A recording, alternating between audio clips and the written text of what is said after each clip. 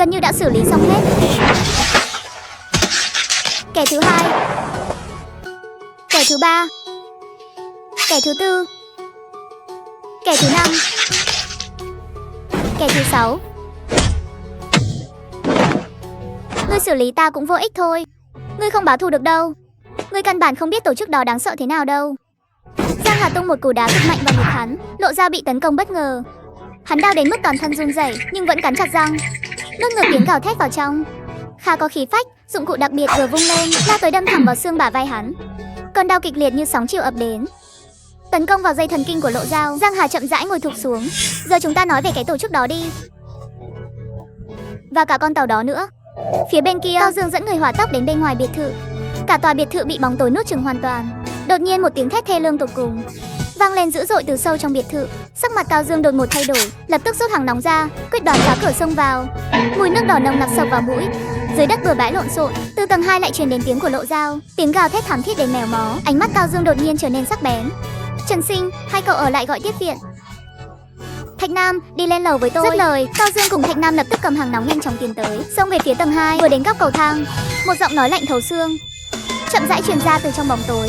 Bước lên một bước nữa, ta sẽ xử lý Lộ Dao ngay lập tức. Bước chân của nhóm Cao Dương lập tức khựng lại. Họng hàng nóng hơi nhếch lên, chĩa về góc tường nơi phát ra giọng nói. Giang Hà ẩn mình trong bóng tối mờ ảo. Lưới dụng cụ đặc biệt kề sát Lộ Dao. Dừng tay, tôi là đội trưởng cảnh sát hình sự Cao Dương. Giọng Cao Dương điềm tĩnh. Bỏ dụng cụ đặc biệt xuống ngay. Lộ Dao đang bị dụng cụ đặc biệt kề cổ, trong mắt bỗng hiện lên vẻ cuồng hỉ. Ha ha ha ha ha. Cố nhiên dù có chuyện gì xảy ra, kẻ chiến thắng sau cùng vẫn là mình. Lộ Dao khó khăn mở miệng nhìn vị đội trưởng vừa tới. Đây chính là Lộ Dao. Lời chưa nói hết lập tức nghẹn lại nơi cổ họng. Cao Dương ra ký hiệu yểm trợ cho Thạch Nam, sau đó dựa vào tường, nhích dần từng chút về phía trước. Rất nhanh, Cao Dương đã áp sát góc tường. Đội trưởng Cao, có vẻ anh không muốn hắn được sống tiếp nhỉ? Cao Dương chỉ đành dừng bước. Anh muốn thế nào? Hai người cách nhau chưa đầy 3 mét, không khí như đông cứng lại. Cao Dương trầm giọng nói, chúng ta nói chuyện chút đi. Thế nào? Trong bóng tối Giang Hà không hề lay chuyển, ngược lại lưới dụng cụ đặc biệt còn kề sát cổ Lộ Dao hơn, lạnh lùng nhìn chằm chằm vào góc qua đối diện.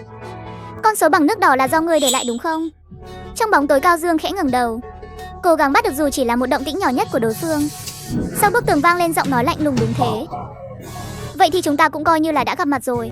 Giọng của Giang Hà mang theo một chút mỉa mai. Ha ha, đúng là nực cười. Chắc gì ngươi đã muốn cứu người? Không, tôi rất muốn. Ánh mắt Cao Dương lóe lên tia sáng sắc sảo. Nói thật lòng, ngươi là phạm nhân đầu tiên khiến tôi thấy tò mò đến thế. Ha ha, ngươi đang kéo dài thời gian để chờ viện binh chứ gì? Cao Dương không thừa nhận cũng chẳng phủ nhận. Nói đi, anh cần điều kiện gì mới chịu thả người? Ta sẽ không thả hắn đâu. Hôm nay không ai cứu nổi hắn đâu. Giọng của Cao Dương vẫn điềm tĩnh. Nhưng hôm nay ngươi cũng không đi thoát được đâu. Ngươi định phá vòng vây bên ngoài thế nào đây? Hay là anh cố tình dừng lại một chút?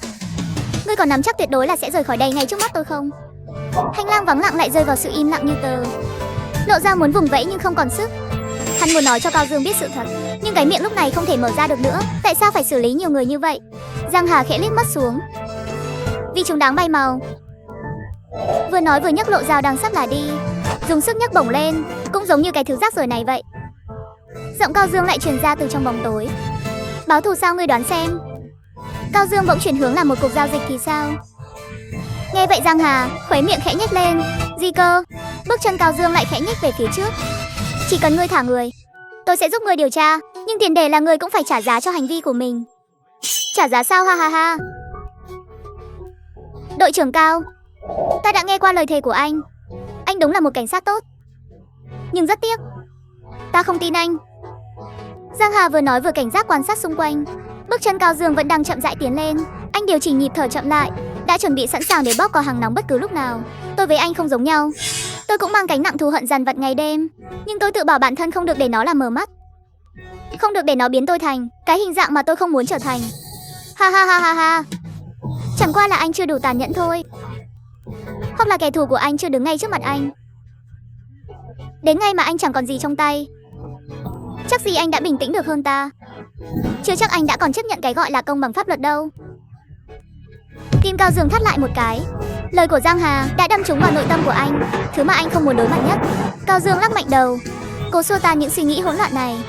Ánh mắt trở nên kiên định. Đội trưởng Cao, chúng ta đánh cược một ván nhé. Giọng của Giang Hà bỗng trở nên nhẹ nhàng, Dụng cụ đặc biệt trong tay hắn bắt đầu phát lực. Lộ Dao đột nhiên trợn tròn mắt. Một sự hoảng loạn chưa từng có bỗng bao trùm lấy hắn.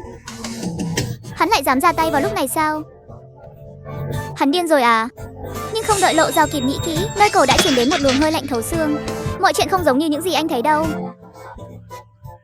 Có những thứ vốn dĩ đã mục nát từ lâu rồi. Ha ha ha ha. Có những kẻ không sợ anh cầm dụng cụ đặc biệt pháp luật lên, nhưng chúng sợ anh buông bỏ pháp luật để cầm lấy dụng cụ đặc biệt. Khi anh nhìn thấy sự thật, anh có còn kiên định chọn bộ cảnh phục trên người mình nữa không? Ha ha ha ha ha. Hay là trong giọng của Giang Hà mang theo sự mỉa mai gần như bi thương, cuối cùng anh sẽ chọn hiểu cho ta, thậm chí là trở thành ta. Trong hành lang tối tăm, không khí đông cứng lại trong chốc lát. Cao Dương kiên định lắc đầu. Không, tôi sẽ vĩnh viễn không bao giờ giống như ngươi. Toàn thân anh căng cứng cơ bắp, âm thầm tính toán khoảng cách và thời điểm ra tay. Có lẽ sẽ học vĩnh viễn không? Dứt lời, Cao Dương vọt ra khỏi góc qua họng hàng nóng đen ngóm, khóa chặt bóng đen phía trước. Cùng lúc đó Giang Hà đẩy mạnh Lộ Dao về phía Cao Dương. Cái xác nặng nề đập thẳng vào người anh. Còn một bóng người khác đang lao nhanh về phía cửa sổ. Cao Dương nhanh chóng như người né tránh, bàn tay cầm hàng nóng không chút do dự bóp cò về phía bóng đen, phát bắn trúng mục tiêu. Cao Dương trong lòng thở phào, cuối cùng cũng bắt được rồi. Nhưng cảnh tượng ngã xuống như dự đoán đã không xảy ra. Giang Hà lao mạnh vào cửa sổ, cửa kính vỡ tan tành. Sau đó bóng dáng biến mất vào màn đêm ngoài cửa sổ. Não bộ Cao Dương lập tức trống rỗng, không kịp suy nghĩ về cách thoát thân phi lý này. Bản năng nghề nghiệp khiến anh gầm lên mau đuổi theo. Hắn trúng hàng nóng rồi. Thạch Nam lập tức lao xuống lầu, chặn đường lui. Cao Dương vừa định bước đi thì cổ chân bị nắm chặt. Là Lộ Dao, hắn khắp người đầy thương tích, hơi thở yếu ớt, nhưng một bàn tay vẫn bám chặt lấy chân anh. Đôi mắt đó tràn đầy sự không cam lòng đến điên cuồng, như đang gào thét cứu tôi với. Làm sao ta có thể ra đi ở đây được? Chỉ trong khoảnh khắc đó, bóng dáng Giang Hà đã không còn dấu vết. Đội trưởng Cao, chúng ta hẹn gặp lại lần sau. Con số 6 màu nước đỏ trên tường tầng 2 cực kỳ chói mắt. Đúng là mỉa mai, một kẻ kiêu hùng tung hoành nửa đời đến lúc mất, lại đi cầu cứu người cảnh sát mà mình ghét nhất. Tiếc rằng ác giả ác báo, giờ lành đã đến. Giây tiếp theo cánh tay của Lộ Dao đột ngột buông thõng xuống.